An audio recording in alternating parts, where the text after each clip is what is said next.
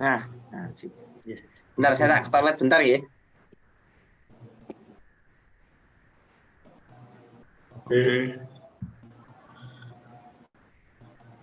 Kita mulai sekarang. Saya ke toilet bentar ya, Pak.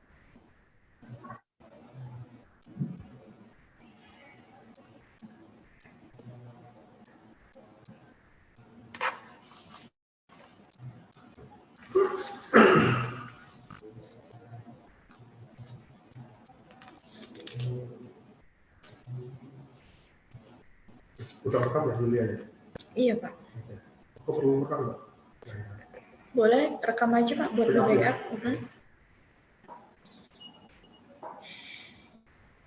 Oh, nggak bisa. Aku bukan harus. Kita aman ya.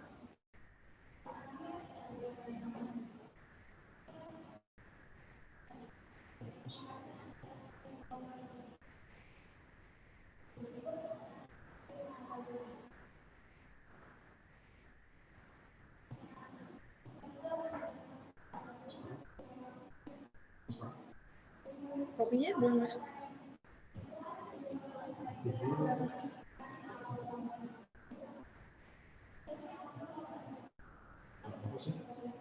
Gak apa-apa? Oke.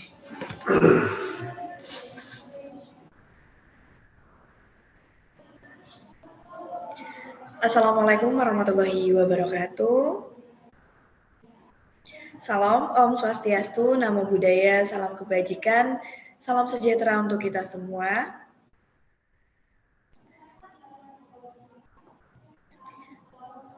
Oke, selamat datang teman-teman semua di acara workshop dan sosialisasi Lomba Program dan Kreativitas Mahasiswa. Pertama-tama yang terhormat Bapak Nur Fahmi Budi Setiawan, Magister Psikologi Psikolog, dan Bapak Oki Wijaya, Sarjana Pertanian Magister Pertanian, selaku materi kita pada pagi hari ini. Nah, sebelum memasuki acara, izinkan saya memperkenalkan diri. Saya, Yulia Nur Rahma, akan memandu acara kita pagi hingga menjelang siang hari nanti. Oke, sekali lagi saya ucapkan selamat datang dalam acara workshop dan sosialisasi Lomba Program dan Kreativitas Mahasiswa. Sebelum kita memasuki acara, ada baiknya kita berdoa menurut agama dan kepercayaan masing-masing. Berdoa dimulai.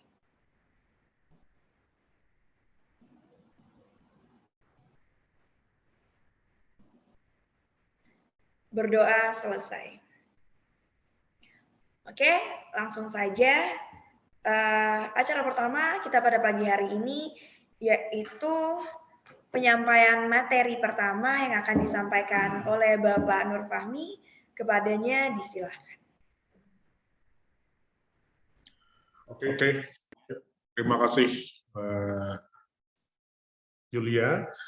Oke, teman-teman, selamat pagi, semangat pagi, ya, semangat untuk menjalani hari ini. Baik, di sini saya coba untuk menyampaikan mengenai teknis perlombaan, ya. Jadi dari Fakultas Psikologi Universitas Mercubuana Yogyakarta.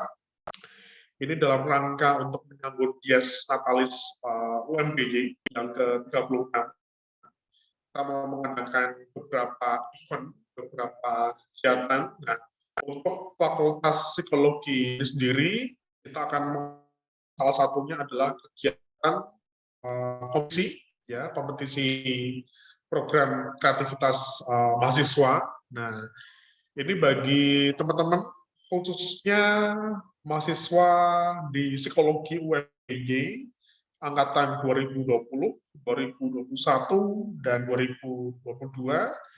Ini coba saya sampaikan mengenai panduan teknis kegiatan proposal PKM. Ya.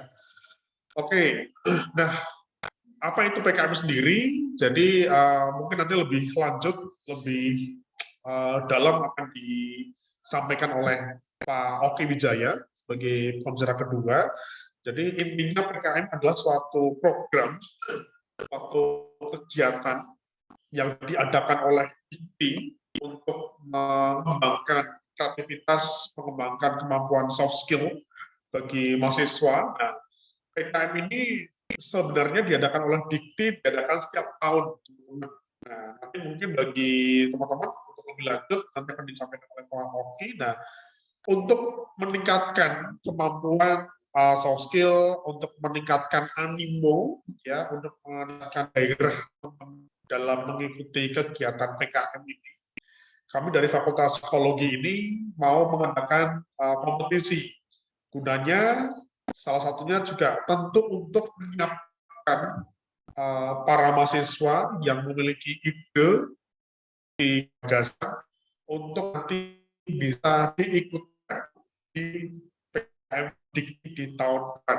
Jadi intinya kita meningkatkan animo ya, meningkatkan gairah teman-teman untuk bisa terus berinovasi, terus mengembangkan ide. Nah, kita memfasilitasi dengan kegiatan kompetisi. Harapannya nanti bagi teman-teman yang terpilih dari kegiatan kompetisi ini, nanti kita akan ikutkan di tingkat wilayah ketika nanti ada informasi mengenai PKM dari DIKTI.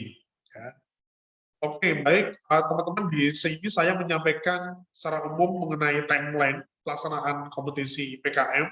Nanti untuk teknisnya secara lengkap, panduan secara lengkap, nanti teman-teman bisa akses di Instagram kemahasiswaan CUMBY, ya. Di Instagram kemahasiswaan CUMBY itu sudah sangat lengkap informasinya.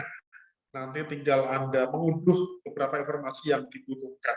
Oke, untuk timeline-nya, hari ini kita menggunakan workshop dan sosialisasi.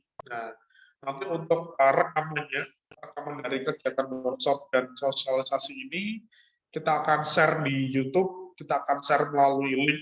Jadi teman-teman terus update, terus akses ya, di Instagram.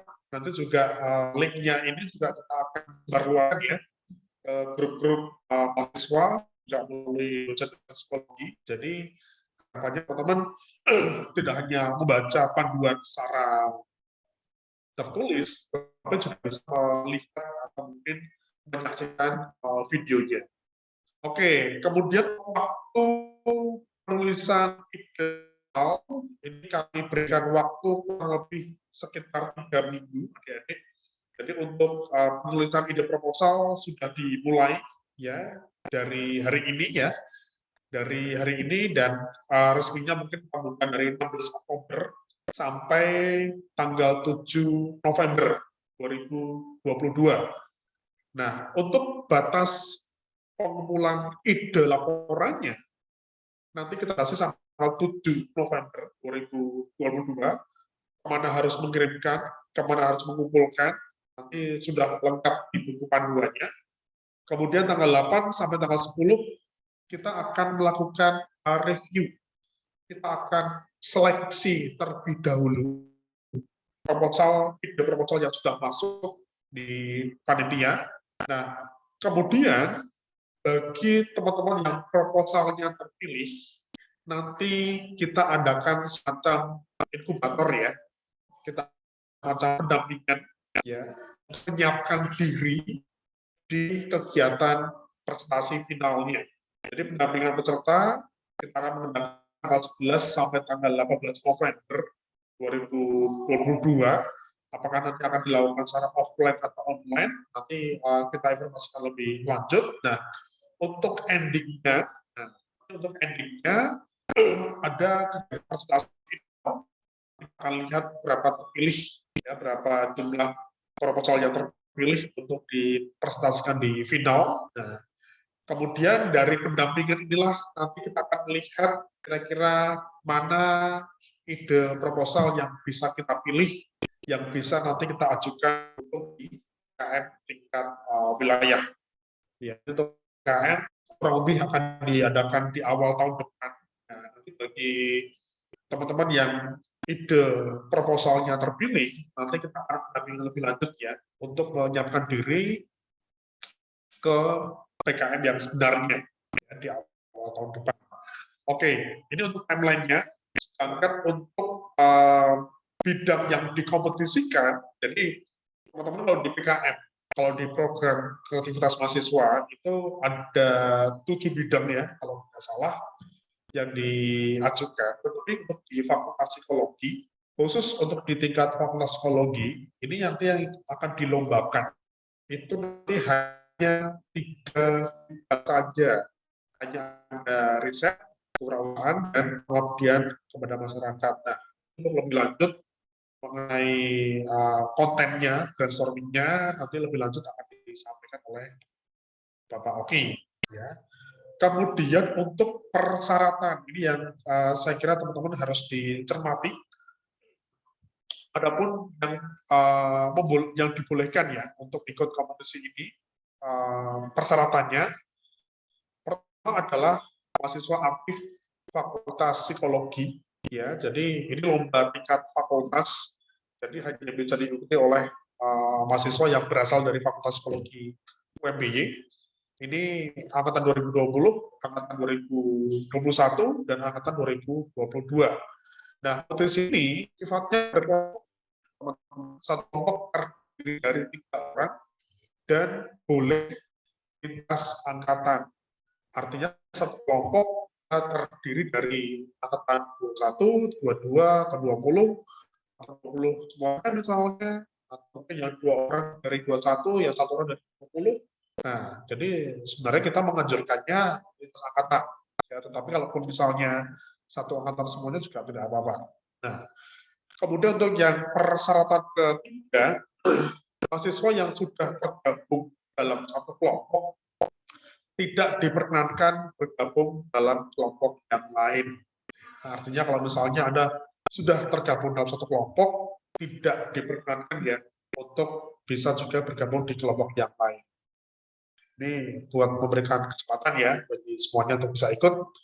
Kemudian untuk yang persyaratan keempat, satu kelompok mahasiswa, sekali lagi, satu kelompok mahasiswa ini diperbolehkan mengirim proposal lebih dari 1 bidang. Tetapi hanya diperbolehkan mengirim 1 proposal di bidangnya.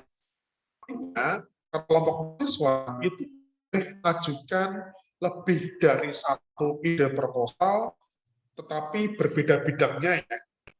Jadi tidak boleh disama-sama satu kewirausahaan. Ya, ada mau di kewirausahaan mengajukan 2 proposal, itu nggak boleh.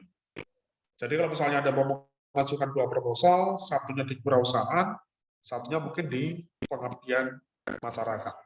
Ya seperti itu yang nanti perlu dicermati oleh teman-teman. Oke. Kemudian untuk formatnya, format penulisan proposalnya, ini nanti di buku pedoman sudah ada, teman-teman. Ini format proposal yang nanti akan digunakan sebagai format untuk mengumpulkan ide proposal, teman-teman.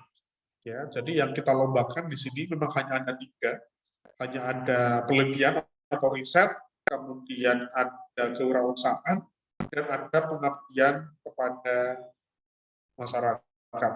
Ya, nah ini di belakang bagian pedoman sudah ada standar cover dan sudah ada link untuk pengumpulan proposal.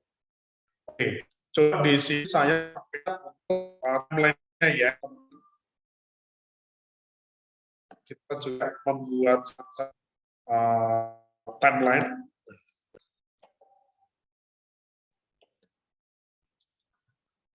Oke, ini untuk informasi, untuk pedoman, untuk timeline dan sebagainya, untuk alur format ya, ini sebenarnya sudah sangat lengkap nanti di Instagram kemahasiswaan UMBY. Jadi ini adalah alur kompetisi proposal PKM ya untuk di Fakultas Psikologi. Kita mulai dari hari ini ya prosesnya nanti sampai di ujungnya di final, di presentasi. Nanti kita lihat ada berapa kelompok yang bisa sampai final di bulan November, tepatnya tanggal 12 November 2022. Oke, sebagai informasi, ya, untuk kegiatan kompetisi PKM ini sebesar nanti akan dilakukan secara offline.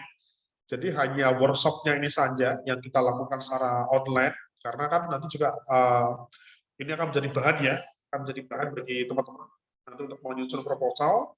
Tetapi untuk modalnya nanti review proposal, pendampingan sampai saatnya nanti melakukan prestasi saat final, nanti akan dilakukan secara luring, secara offline. Oke, ini secara umum ya teman-teman terkait dengan kegiatan kompetisi proposal PKM ya. Jadi kita sangat mengharapkan adik-adik teman-teman bisa berpartisipasi dalam kegiatan kompetisi ini. Ini selain juga buat mengembangkan soft skill, kita juga menyediakan hadiah bagi yang nanti mendapatkan predikat juara. Ya, ini semoga bisa menjadi daya tarik ya bagi adik-adik, bagi teman-teman. Baik, ini mungkin yang bisa saya sampaikan. Terima kasih. Nanti mungkin buat teknis lebih lanjut ya mengenai kontennya nanti akan lebih jelas disampaikan oleh Bapak Oki. Ya. Terima kasih ini yang saya sampaikan. Terima kasih. Selamat pagi. Wassalamualaikum warahmatullahi wabarakatuh. Waalaikumsalam warahmatullahi wabarakatuh. Wah, sejauh ini menarik banget ya teman-teman. Udah mengasah kreativitas tadi, sudah menambah wawasan juga tentunya, dan ada hadiah jutaan rupiah lagi. Ayo teman-teman, tunggu apa lagi nih? Oh ya, kami juga ucapkan terima kasih kepada Bapak Nur Fahmi atas penjelasannya.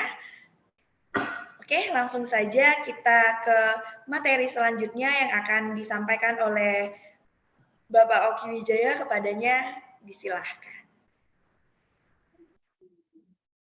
Ya, baik, terima kasih Mbak Yulia. Bismillahirrahmanirrahim. Assalamualaikum warahmatullahi wabarakatuh. Ya, yang saya hormati Pak Fahmi dan teman-teman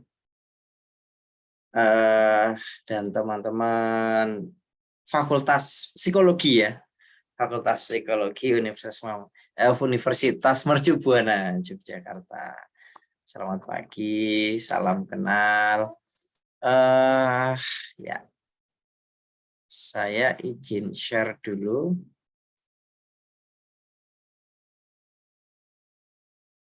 Iya, ya, teman-teman.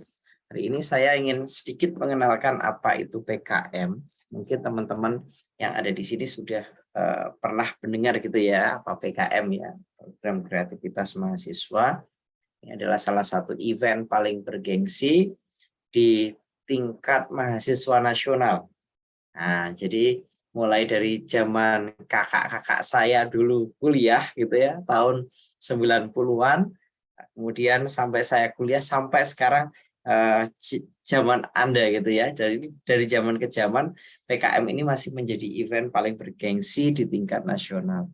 Nah, teman-teman, tak kenal maka tak sayang ya. Ya, izin memperkenalkan diri dulu. Jadi nama saya Oki Wijaya. Ini di sini ada Instagram saya atau WA. Silahkan nanti kalau misalnya teman-teman tertarik ya untuk melihat story saya misalnya begitu. Saya alumni dari Malang, produk Arema. Ya. Sekarang aktivitas saya di UMY ya, sebagai dosen di program studi agribisnis dan sekaligus amanah sebagai sebentar ini kok. Amanah sebagai Kepala Lembaga Pengembangan Kemahasiswaan dan Alumni di UMY. Nah, teman-teman, hari ini kita akan sharing, jadi kita ngobrol santai. Nanti silahkan kalau ada yang mau tanya ya tentang PKM. Cuma sebelum ke PKM saya izin sebentar. Nah, ada satu pertanyaan nih ke teman-teman. Apa yang kira-kira Anda inginkan saat menjadi mahasiswa? Ya. Nah, ini biasanya seringkali ditanyakan ketika kita masuk di kampus, gitu ya. Ya, pasti cita-citanya kan, salah satu cita-citanya adalah kita ingin lulus sarjana gitu ya, dengan prestasi status cum laude. Nah, ini kan pasti cita-citanya mahasiswa seluruh Indonesia itu kan gitu ya, cum laude ya. Tapi ingatkah kawan gitu ya, dan tahukah kawan bahwa hari ini cum laude itu tidak bisa lagi menjadi patokan mahasiswa Indonesia, tidak bisa lagi menjadi salah satu indikator bahwa tidak bisa lagi menjadi indikator utama bahwa mahasiswa itu benar-benar menguasai academic knowledge. Kenapa demikian? Kalau kita lihat di kampus, mahasiswa yang punya predikat cum laude dengan yang tidak cum laude itu hari ini ternyata banyak yang punya predikat cum laude gitu ya. Maka kalau kita memperoleh predikat cum laude saja tanpa dilengkapi dengan soft skill dan attitude yang baik itu ya, saya pikir kita tidak punya value untuk masuk ke dalam dunia kerja. Nah, atau Anda ingin jadi mahasiswa Instagramable gitu ya. Oke, nah saya ingin percepat saja. Nah, lalu pertanyaannya, apa yang diharapkan dari seorang sarjana atau nanti ketika Anda lulus ya? Kita coba lihat video ini. Ya, sementara itu pemirsa, dalam Bisa acara terdengar ya Mbak Rasamah, Yulia? Menteri Pendidikan dan Kebudayaan Nadiem Makarim mengatakan saat ini sistem pendidikan di Indonesia kurang begitu efektif. Menurut Nadiem, sebuah gelar, kelulusan, akreditasi, dan juga daftar absensi mahasiswa tidak menjamin kualitas dari mahasiswa itu sendiri. Era di mana gelar tidak menjamin kompetensi. Kita memasuki era di mana kelulusan tidak menjamin kesiapan berkarya dan bekerja. Kita memasuki era di mana akreditasi tidak menjamin mutu. Kita masuk kepada era di mana masuk kelas tidak menjamin belajar. Ini hal-hal yang harus segera kita sadari, harus segera kita akui. Dan kalau kita tidak bisa bicara secara terbuka mengenai isu-isu ini. Oke, ya. Itu pernyataan dari Menteri kita, Mas Menteri ya, Mas Nadiem Makarim. Kita hari ini berada di zaman di mana ya IPK tidak lagi bisa menjamin bahwa kita itu memiliki academic knowledge yang baik dan siap ke dalam dunia kerja. Oleh karena itu beliau punya satu konsep, yaitu konsep kampus merdeka gitu ya, yang dimana kita dibebaskan untuk menambah soft skill dan attitude gitu ya untuk memasuki ke dalam dunia kerja. Nah, Profesor Sundani, salah satu inisiator PKM menyampaikan, teman-teman, menyampaikan bahwa ada 4 hal yang dibutuhkan oleh mahasiswa ketika masuk ke dalam dunia kerja. Yang pertama adalah academic knowledge, ya. Kedua skill of thinking, yang ketiga management skill, dan yang keempat adalah communication skill. Nah, teman-teman, pertanyaannya, Pak, kalau tadi yang disampaikan Mas Menteri, berarti academic knowledge itu bukan sesuatu yang IPK itu bukan sesuatu yang penting. Tidak, saya tidak mengatakan demikian. Ingatlah bahwa IPK atau indeks prestasi kumulatif itu tetap menjadi salah satu indikator pengukur academic knowledge. Gitu ya. Saya garis bawahi salah satu untuk mengukur academic knowledge seseorang.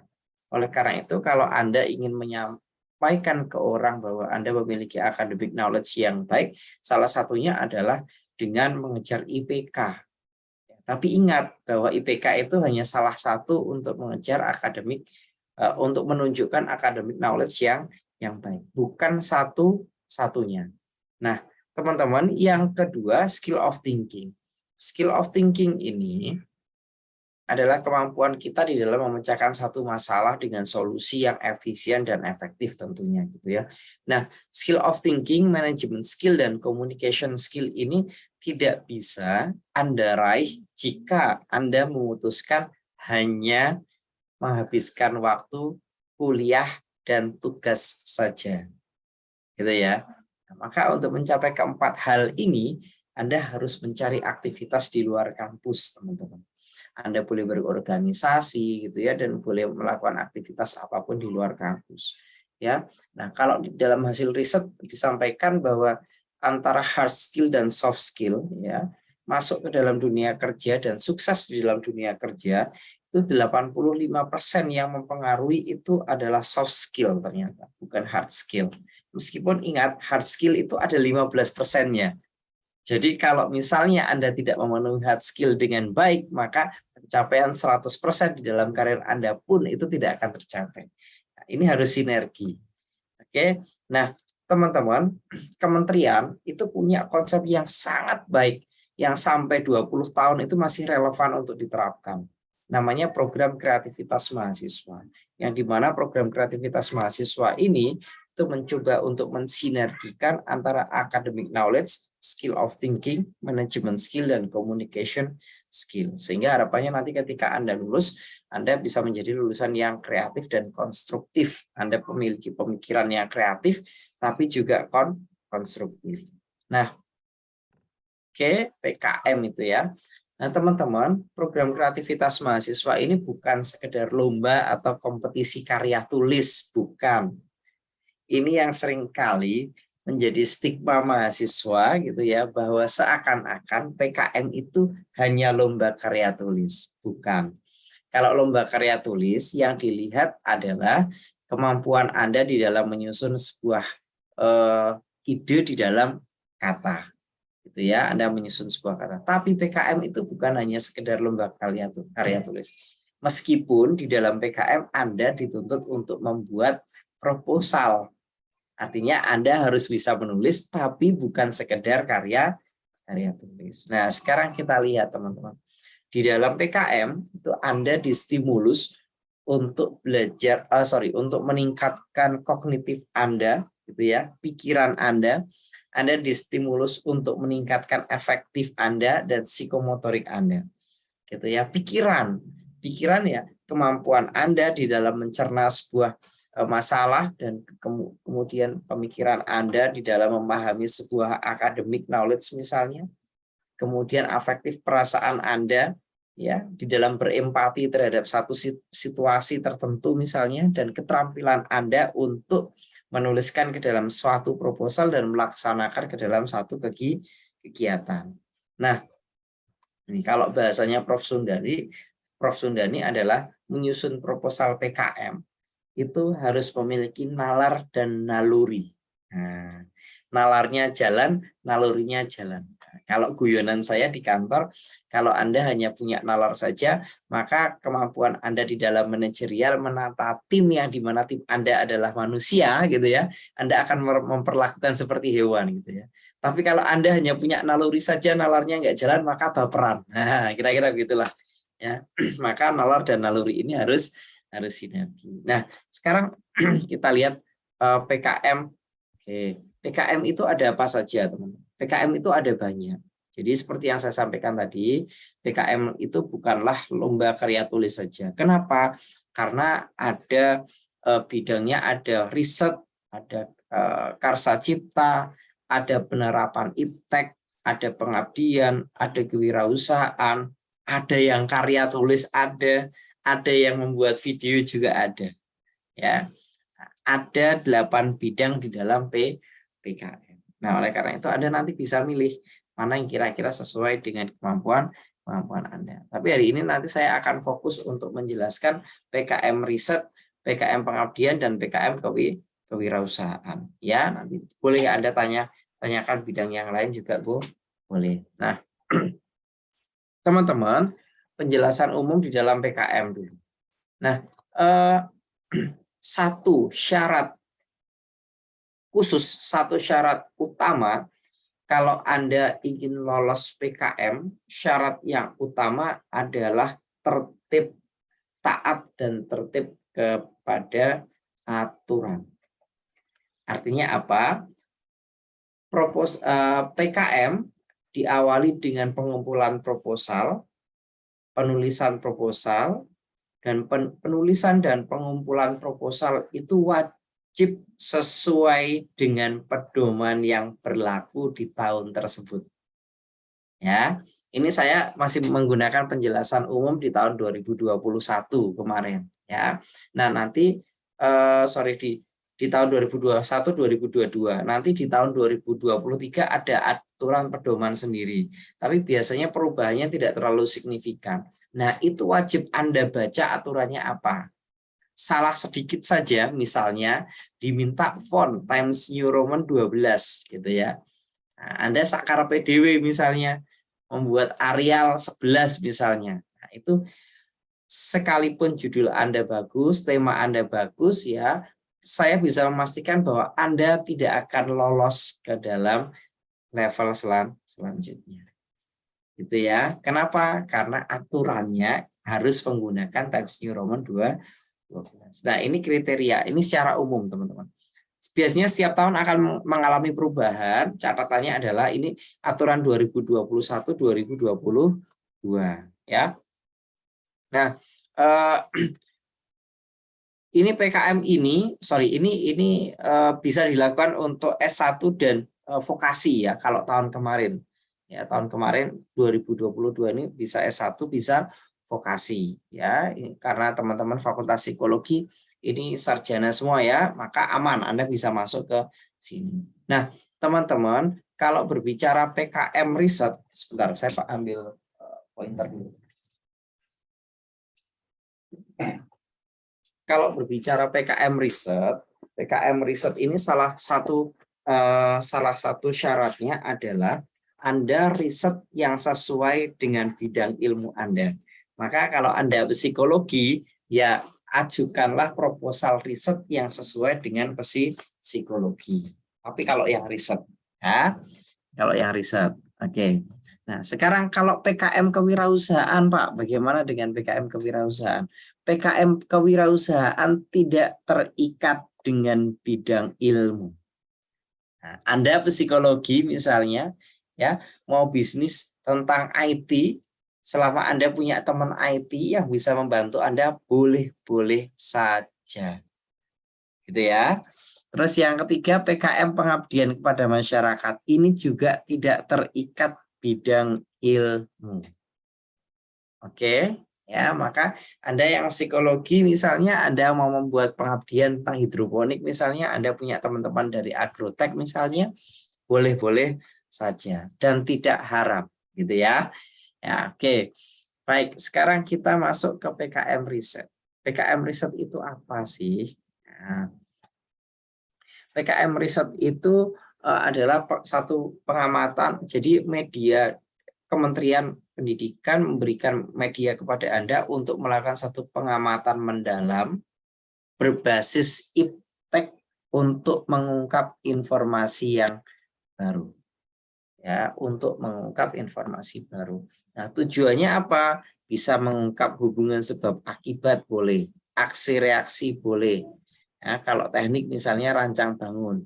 Kalau Anda misalnya perilaku sosial, ekonomi, pendidikan gitu ya, kesehatan atau budaya boleh. Ya. Jadi itu PKM riset. Nah, PKM riset ini dibagi ke dalam 2. Jadi ada namanya PKM riset eksakta, PKM riset eksakta dan PKM riset sosial humaniora. Nah, ini subbidangnya ada 2. PKM riset eksakta dan PKM riset sosial humaniora. Nah, apa itu riset eksakta? Riset eksakta itu objek riset yang menitik beratkan pada fenomena alamiah. Ya, misalnya fisika, kimia, biologi gitu ya. Teknik itu maksudnya risetnya riset eksakta yang lebih kepada eksperimental di laboratorium. Biasanya begitu. Ya. Kalau sosial menitik beratkan pada fenomena sosial, interaksi dalam kehidupan masyarakat, ya. Atau humaniora misalnya perilaku dalam kehidupan masyarakat. Lalu pertanyaannya, Pak, kalau psikologi itu akan masuk ke sosial humaniora atau eksakta? Nah, pertanyaannya itu. Nah, kalau risetnya bidang keilmuan asli milik Anda, itu maka masuknya ke sosial humaniora. Ya. Nah, kecuali kalau Anda gabung dengan teman-teman fakultas teknik, kemudian Anda membuat satu platform IT, gitu ya. Anda membuat satu platform IT, maka Anda bisa masuk ke riset eksak. Ya, tapi kalau bidang keilmuan Anda asli psikologi, itu masuk ke sosial humaniora. Ya, misalnya Anda meneliti budaya di satu tempat, misalnya ya filsafat, literatur review dan lain sebagainya, gitu ya. Oke. Nah, jenis riset ada riset empirik dan riset non empirik. Nah, riset empirik ini yang dilakukan dengan alat ukur yang jelas. Ya, data bersifat numerik ya, yang dianalisis baik kuantitatif maupun kualitatif dengan metode yang jelas dan sistematis. Biasanya riset empirik ini lebih banyak dilakukan oleh teman-teman eksakta. Meskipun sosial juga ada sebetulnya. Ya. Nah, tapi lebih banyak biasanya yang dilakukan oleh teman-teman eksak. Nah, kalau riset non-empirik dilakukan dengan alat ukur yang spesifik dan cenderung mengandung subjektivitas yang tinggi. Dalam hal penggalian data atau informasi, melakukan literatur review, nah itu literatur review itu dapat digolongkan ke dalam riset non-empirik. Anda nanti kalau misalnya Anda terjun ke lapang, itu kecenderungan Anda akan berada di sini. Nah, ya, tapi kalau misalnya Anda melakukan hanya literatur review misalnya, gitu ya, terus kemudian Anda tidak terjun langsung ke lapang, itu kecenderungan riset non-empirik. Oke, ini kita lewati. Oke, ini. Oke, nah teman-teman, sekarang kita lihat PKM riset atau PKM penelitian ya, PKM riset. Pak, topik seperti apa yang biasanya akan lolos didanai? Lalu riset yang seperti apa yang biasanya akan lolos didanai? Gitu ya. Ini ada triknya, ada kisi-kisinya.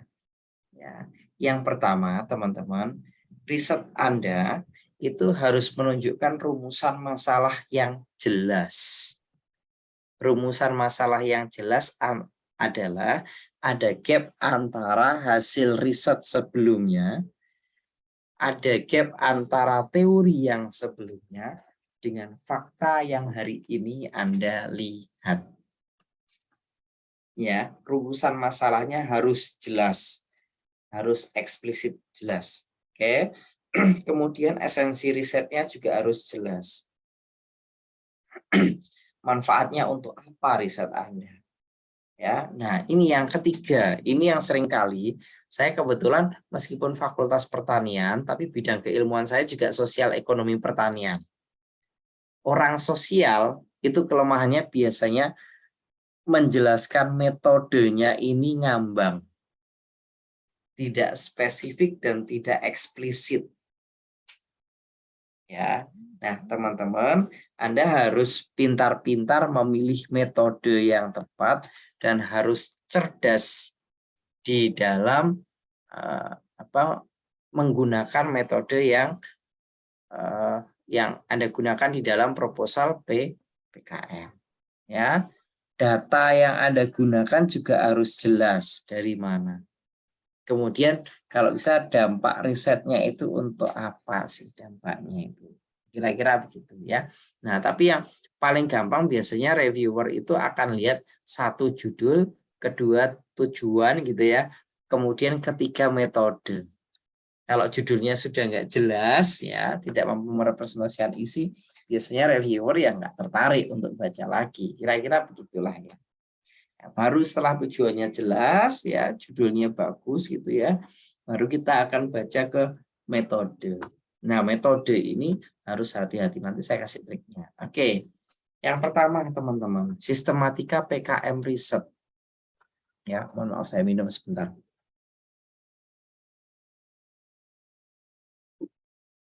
Sistematika PKM riset. Bab yang pertama adalah pendahuluan. Ya. Nah, di dalam pendahuluan ini, teman-teman jangan terbiasa menuliskan sesuatu yang terlalu luas. Ini saya nggak bisa ngasih contoh di bidang psikologi, tapi saya kasih contoh di bidang pertanian. Ya. Biasanya mahasiswa saya, ya, orang pertanian itu kalau menulis latar belakang selalu diawali dengan kata-kata Indonesia adalah negara agraris. Apapun penelitiannya, akhirnya apa? Proposal riset itu terlalu tebal, tidak efisien, kata-katanya tidak efektif.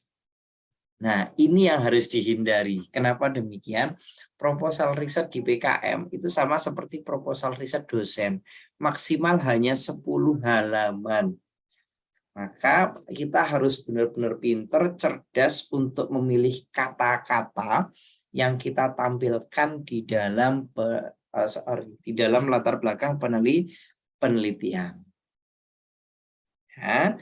Nah, teman-teman, menuliskan permasalahan di dalam pendahuluan atau latar belakang penelitian wajib hukumnya, ya, wajib hukumnya menggunakan referensi yang tepat. Ya, ya. Kalau eksplisitnya adalah saran saya, Anda bisa menggunakan jurnal 10 tahun terakhir. Kalau jurnalnya tahun agresi militer atau serangan umum 1 Maret tahun 49 gitu ya, itu secara sekilas gitu sudah terlihat bahwa penelitian Anda itu pasti bukan penelitian yang up to date. Nah, ini salah satu triknya begitu ya. Anda bisa memaparkan permasalahan yang terjadi dengan dukungan data-data, dengan dukungan teori-teori dari penelitian-penelitian sebelumnya. Oke. Nah, di dalam bab ini Anda tulis tuh tujuan khusus penelitiannya apa, manfaatnya apa, keutamaan penelitiannya apa gitu ya. Temuan yang ditargetkan apa saja. Kontribusi penelitian terhadap ilmu pengetahuan sesuai dengan bidang ilmu pengusul ini apa.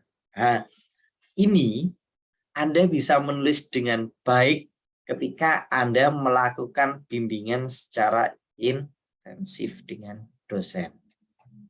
Ya, jadi dosen pasti akan mengarahkan bagaimana menampilkan manfaat penelitian, kemudian tujuan penelitian dan lain sebagainya. Oke, ya. Yang kedua, teman-teman, adalah tinjauan pustaka. Nah, tinjauan pustaka ini menguraikan hasil temuan peneliti lain yang diperoleh dari pustaka acuan atau dari jurnal. Hati-hati, tinjauan pustaka bukan sekedar kumpulan teori. Jadi kalau Anda menyamakan skripsi ke PKM, sudah dipastikan nggak lolos. Kenapa? Skripsi itu dari zaman saya kuliah sampai sekarang gitu ya, isinya kumpulan teori, definisi-definisi pengertian. Ini hindari. Ya, Anda harus bisa menampilkan state of the art ya, atau alur berpikir dalam menyelesaikan masalah di dalam tinjauan pustaka. Jadi bukan hanya kumpulan teori saja. Oke, yang ketiga teman-teman, yang ketiga adalah metode penelitian, metode riset. Ya, metode penelitian yang akan diterapkan ya. Indikator capaian yang terukur apa saja ya. Jadi harus jelas. Contoh, kalau Anda menggunakan regresi misalnya Anda menggunakan regresi, jangan Anda tuliskan penelitian ini menggunakan metode analisis data regresi. Jangan begitu saja, tapi jelaskan variabelnya apa. Ya, sampai tulis persamaan matematisnya misalnya. Ya, Anda tulis persamaan matematisnya. Nah, misalnya cacing-cacingnya gitu kan. Ya, setahu saya psikologi itu juga ada yang menggunakan regresi juga ya. Saya kebetulan alumni psikologi, juga ada persamaan matematis juga beberapa ya, tapi tidak semua, ada yang kualitatif, ada yang kuantitatif ya. Nah, ini contohnya ini sebagai contoh saja. Anda jelaskan Y-nya itu apa ya, sorry ini X1 ya. X1-nya apa, X2-nya apa, X3-nya apa, dan lain sebagainya. Itu Anda jelaskan definisi operasionalnya di situ ya. Terus kemudian jumlah sampelnya berapa, lokasi penelitian diadakan kapan, di mana, jumlah sampelnya, metode pengambilan sampelnya misalnya, itu Anda jelaskan secara operasional, bukan hanya teori atau definisi ya. Nah, kalau perlu Anda punya kuesioner, Anda lampirkan nanti di paling akhir kuesionernya. Oke, itu metode. Yang keempat adalah biaya dan jadwal kegiatan. Ya, ini saya belum berani menjelaskan detail Pak Fahmi, karena biasanya biaya dan jadwal kegiatan ini setiap tahun ada perubahan. Setiap tahun ada perubahan. Tapi kalau tahun ini itu nanti sebagian anggaran itu ditanggung oleh kampus. Jadi berapa persennya begitu ya. Tapi kalau tahun depan saya belum tahu. Nah, tapi poinnya adalah teman-teman, di dalam membuat biaya dan jadwal kegiatan ini harus make sense dengan tujuan, dengan metode yang kita sudah susun di bab sebelumnya. Ya, kalau Anda ada survei keluar kota gitu ya, maka di biaya ya keluarkan biaya transportnya. Nah, misalnya begitu ya. Atau sebaliknya, misalnya di metode nggak ada, terus tiba-tiba di biaya Anda ada biaya transport. Nah, biaya transport untuk apa misalnya? Nah, gitu ya. Jadi harus disesuaikan dengan metode. Begitu pula dengan jadwal. Ya, jadwal ini Anda buat rinci. Ini ada pedomannya. Jadi nanti ada template-nya untuk jadwal itu bagaimana. Ada tabel-tabelnya. Oke, ini saya tidak berani menjelaskan detail karena setiap tahun berubah biasanya. 2023 belum keluar pedomannya, biasanya nanti di bulan Januari biasanya akan keluar, atau akhir Desember ya. Oke, daftar pustaka teman-teman. Nah, teman-teman ingat, di dalam penulisan ilmiah, referensi yang kita tuliskan di dalam daftar pustaka itu wajib, sekali lagi, wajib hukumnya untuk disitasi atau digunakan di dalam halaman inti. Jadi misalnya nih, pakai buku saya misalnya, Wijaya, Oki, 2020, pembangunan pertanian di Tanah Sultan misalnya begitu. Nah, saya tuliskan di daftar pustaka itu, nanti di halaman inti itu wajib ada. Nama saya itu wajib ada. Ya, dah. Jadi seringkali mahasiswa itu daftar pustakanya banyak gitu ya, tapi di halaman inti tidak ada satupun nama yang ada di dalam daftar pustaka. Nah, itu yang salah. Ya. Oke.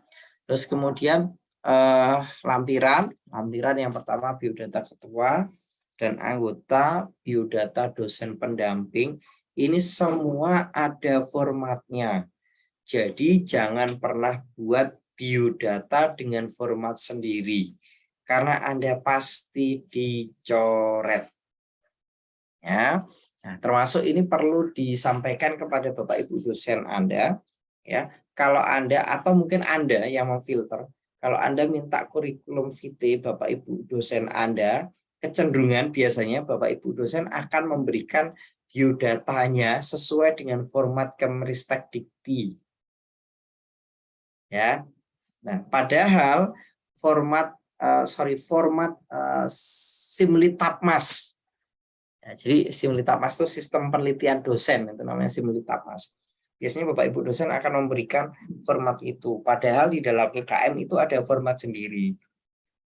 Nah, Anda harus menyesuaikan format Bapak Ibu dosen Anda yang salah, yang tidak sesuai dengan PKM itu wajib untuk dibenarkan.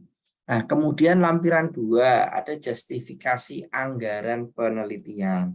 Justifikasi anggaran penelitian ini adalah menjelaskan bab biaya di dalam bab 4. Oke, justifikasi anggaran kegiatan adalah menjelaskan kebutuhan anggaran secara detail. Biasanya ada 4 komponen, ya. Itu nanti dijelaskannya di lampiran. Ya. Sekarang adalah menjadi CEO di J Consulting. Nah, seperti apa nih kisahnya ya dalam membangun biro psikologi? Lampiran cek halo. Materinya ya. Ya, sepertinya ada suara masuk ya. Oke. Terima kasih, Guru. Terima kasih. Iya. Lampiran 3 susunan organisasi, tim peneliti dan pembagian tugas. Kemudian lampiran 4 surat pernyataan ketua pelaksana. Oke. Terus selanjutnya adalah PKM kewirausahaan. Ya. Nah, PKM kewirausahaan ini apa? Jadi ini media yang diberikan oleh Kemdikbud gitu ya untuk menstimulus mahasiswa di dalam membuka wirausaha atau membuka bisnis. Memotivasi dan membuka peluang bagi mahasiswa untuk menghasilkan karya kreatif inovatif sebagai bekal berwirausaha. Ya, kata kuncinya adalah karya kreatif dan inovatif. Oke, teman-teman, di dalam Kemristek, di dalam Kemdikbudristek itu ada banyak kompetisi bisnis. Setiap kompetisi itu memiliki gaya selingkung yang berbeda. Ada P2MW misalnya, ada IWDP misalnya. Nah, contoh, kalau Anda berbicara P2MW atau kalau dulu KPMI, itu lebih pada potensi profitnya yang akan dilihat oleh reviewer. Ya. Nah, tapi kalau di PKM, ya, yang dilihat adalah ide kreatif dan inovatifnya. Nah, saya kebetulan reviewer di dua-duanya. Jadi ini gaya selingkungnya berbeda. Kalau di PKM, ya, kalau di PKM itu lebih pada ide kreatif dan inovatifnya, tapi biasanya kalau di dalam kompetisi bisnis yang lain, ini kecenderungan adalah melihat potensi bisnisnya. Nah, gitu ya. Jadi idenya tetap harus bagus. Nah, yang pertama, triknya PKM tidak semata-mata berorientasi pada laba atau profit, tetapi lebih mengutamakan jenis komoditas usaha yang menunjukkan kepakaran tim. Nah, jadi seperti yang saya sampaikan tadi, kalau berbicara PKM kewirausahaan, maka idenya itu harus wow, harus bombastis. Usahakan sesuatu yang tidak biasa dijual oleh banyak orang yang ada di pasar hari ini. Gitu ya. Lalu yang kedua, komoditas usaha yang dihasilkan mahasiswa dapat berupa barang atau jasa yang selanjutnya merupakan salah satu modal dasar mahasiswa dalam berwirausaha dan memasuki pasar. Nah, ya. Kemudian jadi ini boleh barang atau jasa gitu ya, boleh barang atau jasa ya. Terus kalau ini berorientasi pada laba, tetapi mengutamakan jenis usaha, tidak semata-mata berorientasi pada laba, profit, oke. Yang ketiga, komoditas PKM hendaknya tidak menjadi kompetitor produk sejenis. Nah, ini bahasa eksplisitnya adalah kalau sesuatu yang sudah banyak dijual di pasaran, sebaiknya Anda tidak mengajukan ide itu. Kira-kira begitulah ya.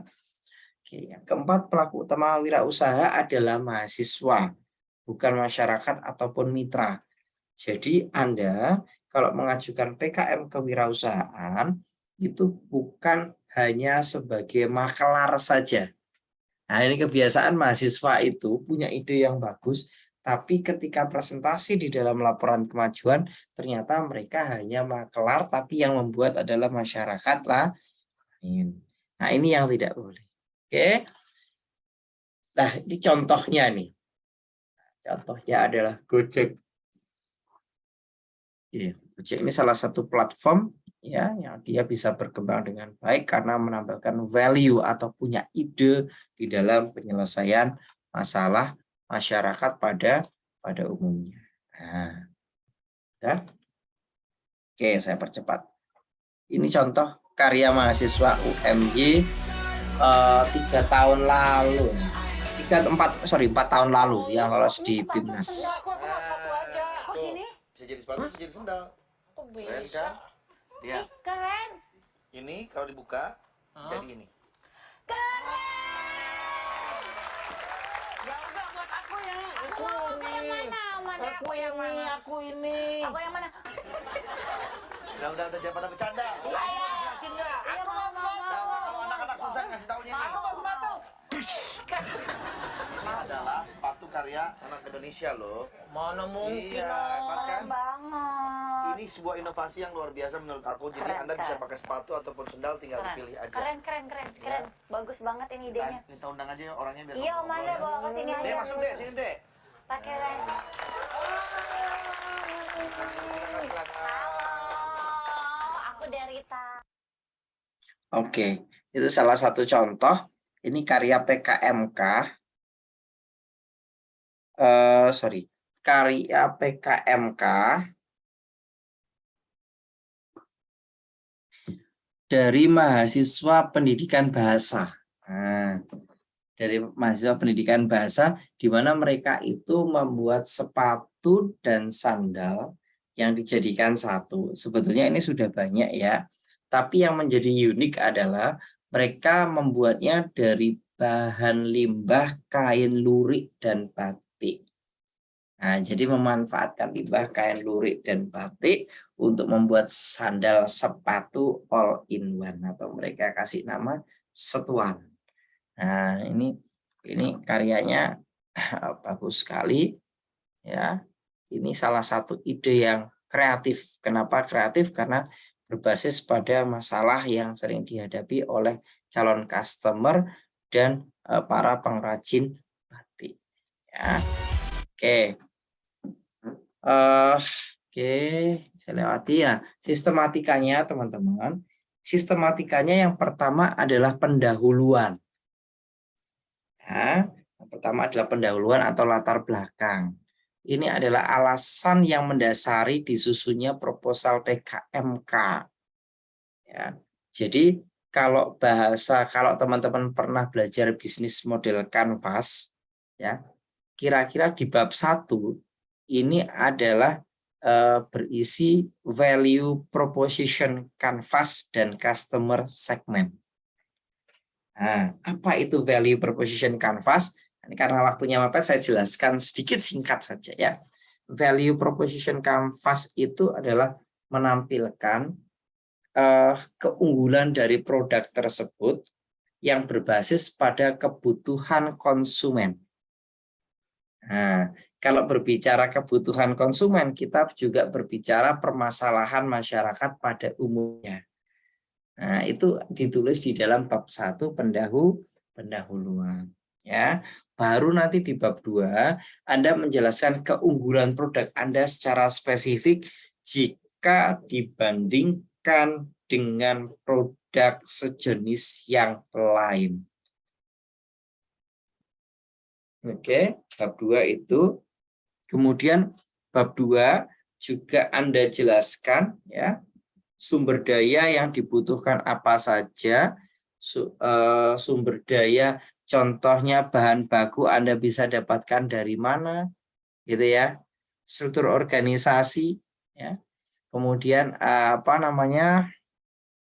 tenaga kerjanya, struktur organisasi tenaga kerja, bahan baku, kemudian strategi pengembangannya, ya, analisa pasarnya. Nah, itu di bab 2. Jadi bab 2 ini adalah membreakdown dari apa yang ada di bab 1, kemudian Anda perjelas di bab 2. Nah, bab 3 teman-teman, bab 3 di PKM kewirausahaan itu adalah metode pelaksanaan. Ini berbicara lebih ke teknis bagaimana Anda membuat usaha tersebut. Gitu ya, bagaimana Anda membuat usaha tersebut. Ya, jadi membuatnya bagaimana, menggunakan apa saja, bahannya apa saja, jumlah bahannya berapa. Nah, itu ada di bab 3. Ya. Lalu di bab 4 biaya dan jadwal kegiatan. Biayanya berapa untuk membuat produk atau jasa yang Anda rancang di dalam PKM kewirausahaan ini. Nah, teman-teman, hati-hati antara bab 3 dan bab 4 ini juga harus matching. Artinya, Anda itu membutuhkan bahan apa saja, ya, kan pastinya beli ya. Kalau beli, biayanya berapa, harus muncul ada di bab 4. Membuatnya bagaimana, membuatnya berapa lama, itu harus ada di bab 4. Nah, bab 3 dan bab 4 ini harus sinkron, ya. Jadi harus sinkron. Oke, kita ke daftar pustaka. Daftar pustaka sekarang PKM kewirausahaan juga ada daftar pustaka. Oke, ini sama kayak tadi. Selanjutnya adalah PKM pengabdian kepada masyarakat. Apa Pak itu PKMK? Jadi PKMPM ya. PKM pengabdian kepada masyarakat merupakan program bantuan ilmu pengetahuan ya. Yang saya bold ini ya, ilmu pengetahuan ya, teknologi dan seni dalam upaya menyelesaikan persoalan atau memenuhi kebutuhan kehidupan masyarakat yang tidak berorientasi pada profit. Nah, dalam hal ini mitra antara lain bisa sekolah, ya, panti asuhan, pemerintah, Karang Taruna, gitu ya, kelompok PKK atau masyarakat lainnya. Nah, PKMPM ini biasanya yang pertama kali akan dilihat itu adalah idenya, gitu ya. Dilihat idenya. Jadi meskipun melakukan pengabdian, ya pengabdiannya jangan yang biasa-biasa saja, gitu ya. Pengabdiannya harus yang punya inovasi, gitu loh. Pengabdiannya harus yang punya inovasi. Kalau biasa-biasa saja ya, misalnya penyuluhan pertanian itu sejak zaman agresi militer ya sudah ada, kasarnya gitulah guyonannya ya. Nah, maka kalau Anda melakukan penyuluhan pertanian supaya efektif, efisien misalnya, metodenya bagaimana? Nah, itu yang sesuatu yang baru itu yang kemudian harus Anda tonjolkan. Misalkan psikologi misalnya pencegahan tindakan seksual di kampus misalnya. Nah, pencegahannya itu sudah banyak itu gitu kan. Tapi metode apa yang mungkin baru gitu ya, sebelumnya belum ada, itu yang Anda bisa munculkan di situ. Ya. Atau misalnya peningkatan kesadaran orang untuk tentang sosialisasi pentingnya kesehatan mental misalnya. Ya. Atau misalnya rehabilitasi narkoba dengan menggunakan pendekatan tanaman hortikultura dan musik apa misalnya gitu ya, musik sesuatu, saya nggak tahu teori psikologi, yaitu metode-metode yang baru itu yang kemudian akan menjadi menarik di PKM pengabdian kepada masyarakat. Oke, terus apalagi yang kedua adalah daerah sasaran, teman-teman. Daerah sasaran ini juga wajib Anda jadikan fokus ya. Jadi kalau sasarannya salah ya, sebetulnya di dalam PKM-PM yang Anda lakukan kegiatannya itu nggak ada masalah gitu ya. Nggak ada masalah.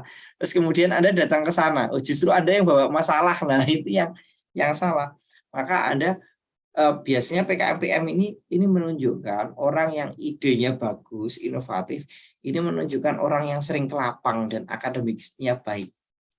Jadi empatinya tinggi, ya, nalurinya jalan, nalarnya bagus. Biasanya begitu yang PKM-PM ini. Ya, jadi Anda harus sering ke lapang. Saya pikir nggak bisa kalau Anda hanya melihat dari data sekunder masalahnya. Nah, biasanya PKM-PM ini memang banyak diminati oleh orang-orang atau mahasiswa-mahasiswa yang sering terjun ke lapang. Biasanya anak-anak Mapala gitu-gitulah ya, yang sering belusukan-belusukan itu ya. Baru kemudian memunculkan ide. Oke. Terus kemudian aspek inovasi teknologinya harus ada, penerapan ipteknya harus ada, secara teori bagaimana itu harus ada.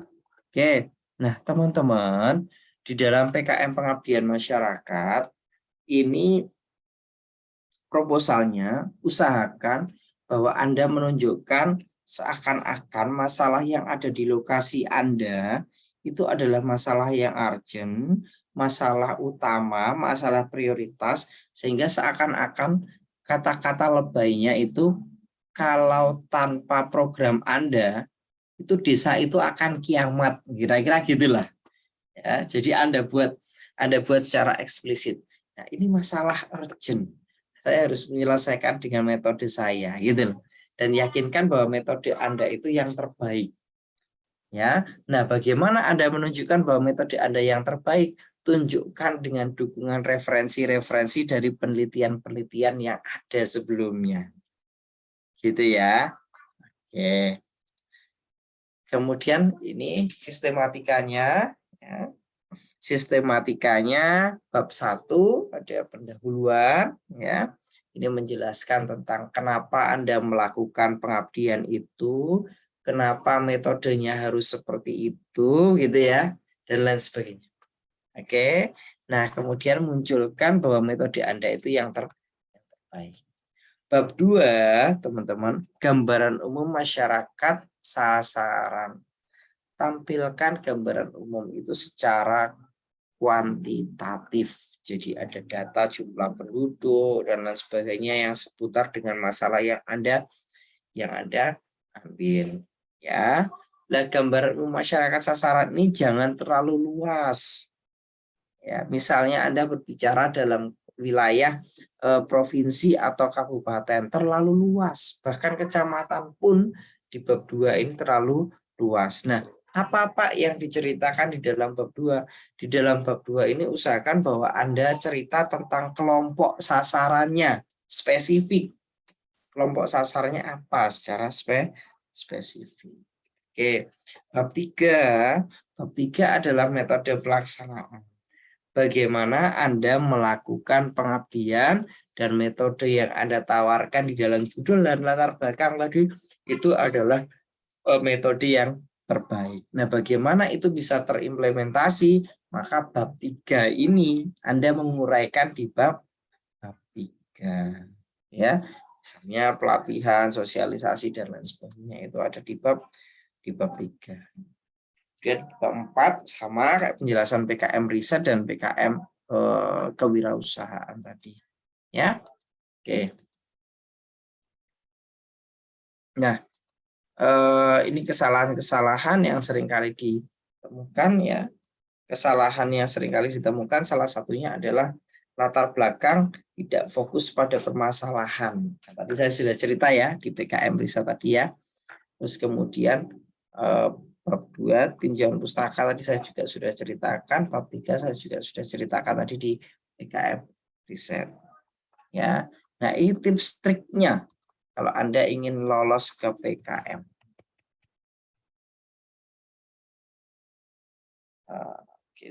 Tips triknya. Nah, teman-teman mencari ide dari masalah yang ada di sekitar kita. Maka biasanya kalau teman-teman yang PKM-nya lolos itu orang yang tingkat empatinya tinggi. Nah, orang yang tingkat empatinya tinggi. Nah, gimana orang yang tingkat empatinya tinggi? Ya, dia pasti mengamati lingkungan sekitar, ada masalah apa. Ya, kemudian dia punya ide untuk menyelesaikan masalah tersebut.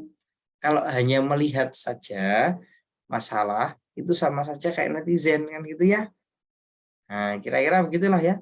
Dia hanya mengamati orang lain, hanya mengamati lingkungan gitu ya, tapi tidak pernah punya solusi untuk menyelesaikan masalah itu. Nah, itu kayak netizen saja ya. Nah, itu ya. Maka biasakanlah Anda untuk berempati, coba Anda baca buku tentang design thinking ya, design thinking, empati, kemudian define idea, ya prototype, kemudian baru tes. Nah, itu konsep design thinking. Oke, tips trik yang kedua, penulis atau mencari ide itu akan linear dengan bacaan yang kita baca. Semakin kita banyak membaca, ya, semakin kita banyak membaca, maka ide kita pun juga semakin banyak. Kalau nggak pernah baca, ya nggak ada ide. Kira-kira gitu. Kemudian konsultasi dengan dosen pendamping pasti. Nah, ini yang keempat nih yang enak. Anda bisa manfaatkan tugas kuliah. Nah, manfaatkan tugas kuliah untuk dikumpulkan di PKM. Kemudian membaca buku pedoman PKM wajib karena Anda harus tahu update aturan atau pedoman yang terbaru. Ya, itu untuk pemantik dari saya. Monggo silakan nanti ada tanya jawab mekanismenya bagaimana. Saya kembalikan ke Mbak Yulia. Terima kasih. Oke, makasih Mas atas penjelasannya. Nah, yang saya tangkap nih Mas, ada beberapa pertanyaan ya yang mungkin juga mewakili teman-teman sekalian. Nah, untuk kegiatan yang Mas jelaskan tadi, kalau boleh tahu nih, di Dikti itu PKM diadakan setiap tahun atau bagaimana, Mas? Iya, PKM itu setiap tahun. PKM itu setiap tahun.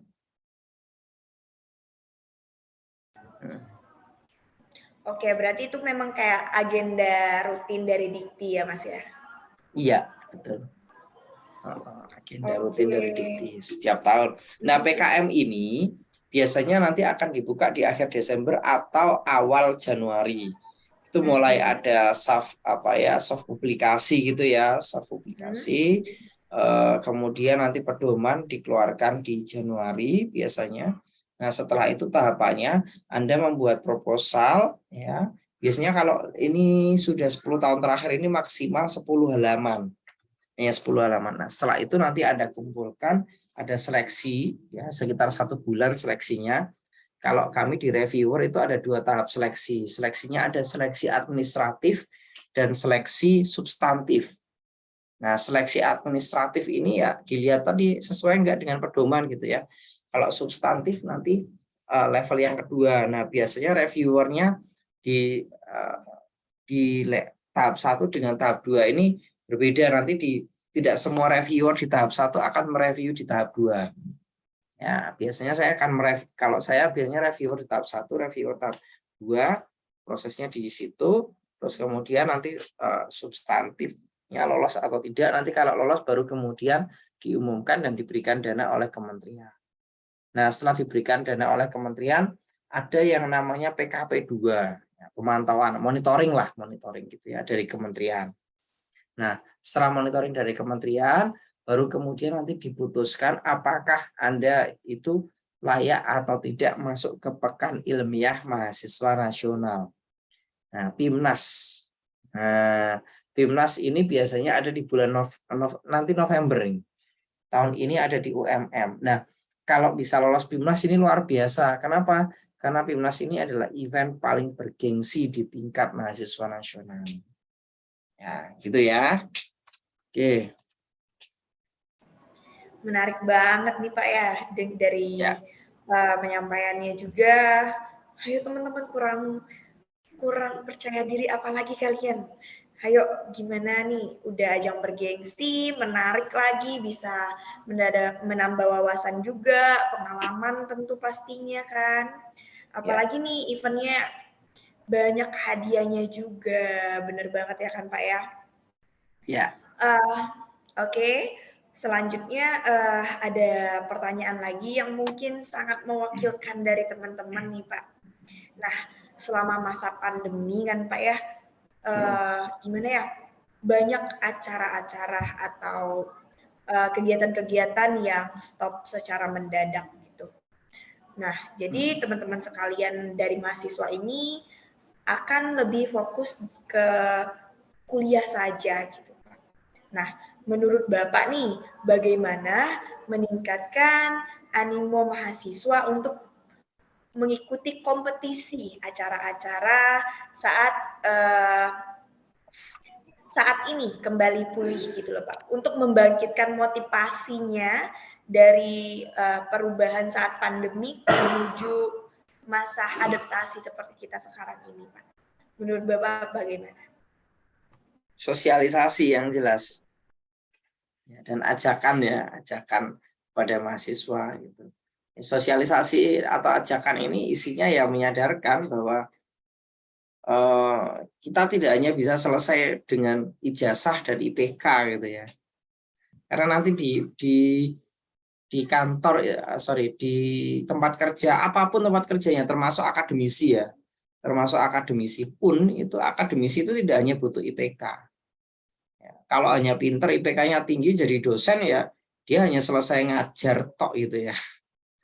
Tapi kalau dosen yang kreatif gitu ya, ada masalah apa, dia juga bisa menyelesaikan masalah itu gitu ya. Nah, itu nanti kelihatan itu. Nanti kalau di dunia kerja itu yang berkembang atau tidak itu kan kelihatan. Nah, dari mana? Ya itu ya diperoleh saat kita belajar, saat kita SMA, kuliah itu. Jadi kalau kuliah, sekolah atau kuliah kita hanya selesai dengan aktivitas sekolah dan kuliah gitu ya, aktivitas wajib gitu ya. Ya sudah itu aja yang didapatkan IP saja. Nah, itu perlu sosialisasi. Ya, perlu sosialisasi. Dan ini perannya bukan hanya dosen saja yang punya peran untuk menyadarkan itu, tapi perannya bisa jadi dari kakak tingkat, gitu ya. Kakak tingkat. Ya, teman sesama teman itu sama-sama memberikan. Himpunan misalnya gitu ya. Ya memang zamannya sekarang itu kan berbeda ya. Kita sudah terlanjur nyaman dengan online kan. Sudah terlanjur nyaman dengan online. Tapi kalau saya sejauh ini tetap nyaman offline sih. Meskipun online saya juga ya, kuliah itu kan sekarang dituntut harus ada blended ya, harus ada online dan offline gitu ya. Kalau pertemuan di beberapa mata kuliah itu nyaman offline. Kenapa? Karena interaksinya itu bisa langsung kalau offline. Nah, ini mahasiswa ini sekarang tuh sudah terlanjur nyaman online. Dulu waktu awal-awal online itu protes kan, awal-awal online protes. Tapi sekarang udah terlanjur 2,5 tahun online itu kalau suruh ke kampus juga malas gitu kan. Ya karena sudah 2,5 tahun ya. Tapi ya disadarkan ya, artinya kita tidak memungkiri bahwa zamannya sudah berubah. Kalau kita offline saja tanpa memanfaatkan digitalisasi ya saya pikir kita seperti orang buta gitu ya yang berjalan di tengah terangnya dunia gitu ya. Bahkan orang buta pun hari ini juga menyesuaikan, bukan orang buta ya, orang mati malah ya. Kalau tidak bisa menyesuaikan dengan perkembangan IT ya, seperti orang mati gitu. Ya harus menyesuaikan perkembangan IT tapi juga sosialisasi itu tetap butuh. Maka teman-teman juga harus tetap ke kampus untuk kompetisi. Nah, gitu. Gitu Mbak Yulia. Oke, baik Pak. Oh ya, di link grup ada yang bertanya nih Pak dari Rindi Atika.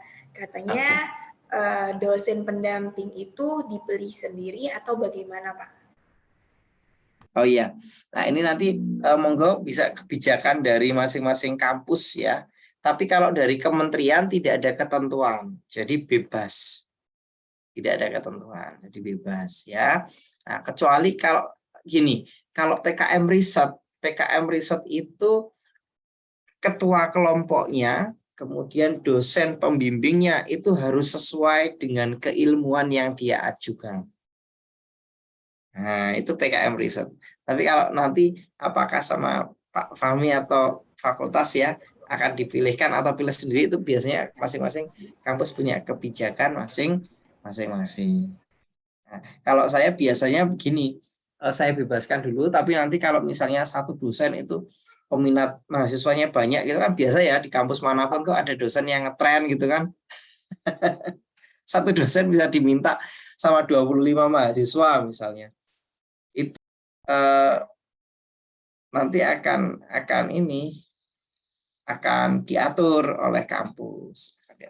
Nggak boleh, karena satu dosen itu maksimal hanya boleh membimbing, kalau dulu 10, tapi tahun ini saya lupa. Tahun ini tuh seingat saya 7 kalau nggak salah ya.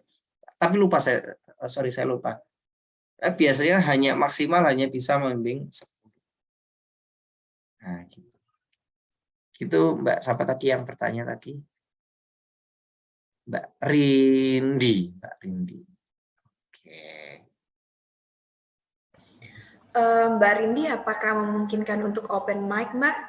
Kalau memungkinkan, nggak apa-apa, langsung aja open mic, Mbak. Ya.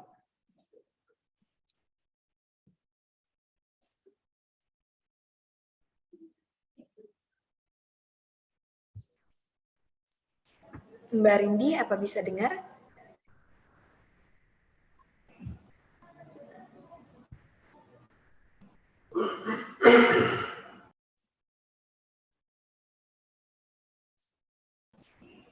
Oke, mungkin saya bacakan aja ya Pak ya. Ya. Saya ada tugas PKM kewirausahaan Pak. Itu bisa sekalian diajukan tahun depan, gitu Pak katanya. Bisa banget. Bisa banget. Tugas kuliah itu salah satu triknya. Kalau misalnya tugasnya banyak ya salah satunya triknya. Saya pertama kali masuk timnas itu dari tugas kuliah, seingat saya. PKM, penulisan ilmiah. Itu bisa banget. Yeah. Bagaimana Mbak Rindi, sudah cukup menjawab ya? Kayaknya mic-nya ini rusak nih Mbak Rindi. Sudah ngomong ya, Mbak. Mungkin nyambung ke Pak Oki ya. Oh iya. Bagi teman-teman ini yang punya, karena di tempat kami di psikologi itu kan ada beberapa tugas yang tugasnya atau mungkin luarannya itu kan relate dengan konsep PKM ya teman-teman. Makanya bagi teman-teman yang sekarang ada tugas yang sangat berhubungan dengan bidang-bidang PKM yang dilombakan, ini sangat bisa untuk dibawa ke lomba. Ini di kami kan ada juga mata kuliah metode penelitian ya teman-teman. Ini bagi teman-teman yang di semester 5 sedang mengambil metode penelitian, kalau sudah punya konsep untuk melakukan penelitian sangat bisa ya dibawa ke ide proposalnya. Atau bagi teman-teman yang kita ada mata kuliah sosiopreneur, Pak Oki, ada mata kuliah kewirausahaan juga. Nah, ini sangat bisa bagi teman-teman yang di kelompoknya atau mungkin tugas individunya sedang mencari ide bisnis, nggak ada salahnya. Nanti bisa dibawa ke kompetisi. Ya, makanya kalau Anda punya tugas yang nanti akan dikumpulkan di UTS atau UAS, ya kenapa enggak? Ini tugas bisa dikumpulkan nanti disesuaikan dengan format atau mungkin standar dari kompetisi ini. Oke, gitu Mbak Ini. Oke, nah mungkin dari Pak Oki ada yang ingin ditambahkan lagi Pak? Cukup, sementara cukup. Oke, dari Pak Fahmi ada lagi mungkin Pak yang Oke, jadi mungkin di sekalian closing statement ya dari saya. Jadi teman-teman bisa memanfaatkan momentum ini ya untuk ikut kompetisi. Ayo kita sama-sama bangkit ya, kita sama-sama keluar dari zona nyaman ya. Kalau Anda punya ide, punya konsep, ya punya pemikiran, bisa dituangkan di sini. Sekali lagi, ini nanti ke depannya kita akan terus mendampingi teman-teman untuk brainstorming-nya. Nanti ada berapa tim, ada berapa kepanitiaan yang nanti akan mendampingi baik secara offline ataupun online. Ya, jadi tidak ada salahnya ya bagi mungkin teman-teman yang sudah punya bisnis, sudah menjalankan bisnisnya, bisa dibawa ya konsep bisnisnya ke kompetisi ini. Kita bangun sama-sama, kita berjuang sama-sama agar semuanya lebih ke situasi yang lebih normal ya. Karena memang ini menjadi kendala ya Pak Oki ya. Ini proses dari pandemi ke endemik. Ini kemarin tahun 2 tahun kita bikin event batal, dan mahasiswa yang memang terbiasa ikut event sudah lulus Pak Oki. Ini mahasiswa angkatan 2017, mahasiswa angkatan 2018 yang memang mereka terbiasa ikut kegiatan, ikut event, ikut studi exchange misalnya, ikut lomba kita perwakilan, ya sebagian besar sudah lulus. Karena ini yang menjadi target kita adalah target angkatan 2020 ke atas ya, 20, 21, 22. Mereka angkatan pandemi ya, angkatan pandemik yang mungkin baru datang ke Jogja, sebagian besar baru di tahun ini mungkin, karena sebelumnya banyak di kampung halaman, sehingga tidak banyak bertemu dengan teman yang lainnya. Nah, ini menjadi PR sama-sama ya. Gitu dari saya, ya Pak Oki. Oke, benar banget nih Pak. Contohnya saja saya secara pribadi nih Pak, dari masa yang tadinya banyak event, banyak kegiatan, di masa pandemi harus stop semuanya, harus menyesuaikan ulang lagi gitu. Dan bagaimana nih sekarang kita harus kembali menyesuaikan lagi dengan kondisi yang ada, bangkit dari zona nyaman, mulai mengikuti kegiatan-kegiatan lagi, mulai melakukan aktivitas-aktivitas lagi, menambah wawasan juga, menambah pengalaman, menambah skill, dan sebagainya.